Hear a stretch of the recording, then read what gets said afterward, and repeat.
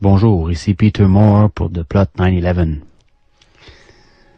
Avez-vous entendu parler de l'Islande récemment? Non? Pourquoi? Si quelqu'un croit qu'il n'y a pas de censure actuellement, qu'il nous dise pourquoi on a tout su au sujet de ce qui se passe en Égypte, en Syrie et en Libye, et pourquoi les journaux n'ont absolument rien dit sur ce qui se passe en Islande, eh bien, écoutez bien ceci. En Islande, le peuple a fait démissionner un gouvernement au complet.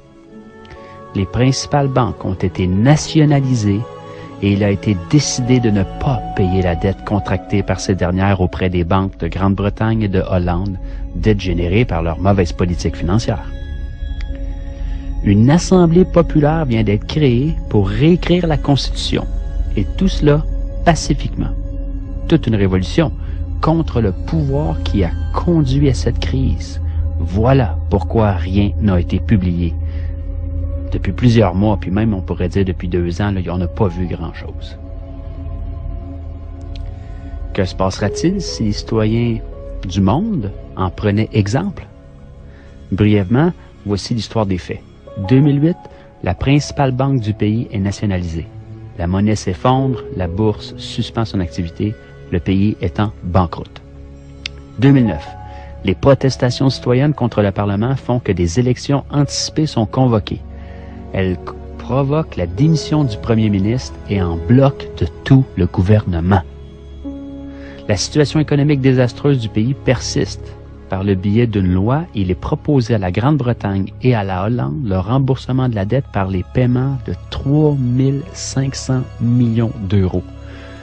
Un montant qui doit être payé mensuellement par toutes les familles islandaises pendant les 15 prochaines années à un taux d'intérêt de 5 %.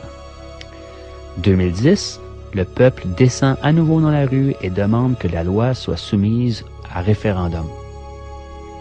En janvier 2010, le président refuse de ratifier cette loi et annonce qu'il y aura une consultation populaire.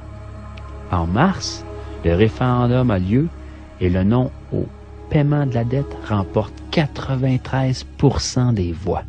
Pendant ce temps, le gouvernement a entamé une investigation pour régler juridiquement la responsabilité de la crise. Les détentions de plusieurs banquiers et cadres supérieurs commencent. Là, je parle de prison, là. Oui, on n'est pas tous des mauviettes. Il y a des gens qui se tiennent, il y a des gens avec des colonnes vertébrales sur la terre, là. On n'en parle pas des médias, bien sûr, mais ça existe. Interpol lance une enquête et tous les banquiers impliqués quittent le pays. C'est comme des rats qui quittent le navire, là. Dans ce contexte de crise, une assemblée est élue pour rédiger une nouvelle constitution qui reprend les leçons apprises de la crise et qui se substitue à l'actuelle, qui est une copie, dans le fond, de la constitution danoise. Pour ce faire, on a recours directement au peuple souverain. On élit 25 citoyens sans filiation politique parmi les 522 qui se sont présentés aux candidatures. Pour cela, il faut être majeur et recueillir le soutien de 30 personnes. Assez simple.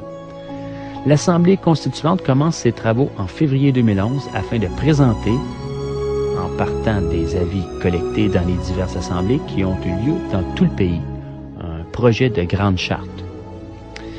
Elle doit être approuvée par l'actuel Parlement ainsi que par celui qui sera constitué après les prochaines élections législatives. Voici en bref l'histoire de la révolution islandaise. Démission en bloc de tout un gouvernement, nationalisation de la banque, référendum pour que le peuple puisse se prononcer sur des décisions économiques fondamentales, emprisonnement des responsables de la crise, réécriture de la Constitution par les citoyens. Nous a-t-on parlé de ça dans les médias européens, canadiens, américains, japonais, dans le monde, partout? Est-ce que les médias de masse ont même touché au sujet? En a-t-on parlé dans les débats politiques, radiophoniques ou télévisés?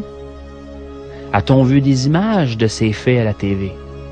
Bien sûr que non. Il y a ben trop de monde qui regarde. Le peuple islandais a su donner une leçon à tout le monde entier, en affrontant le système et en donnant une leçon de démocratie au reste du monde.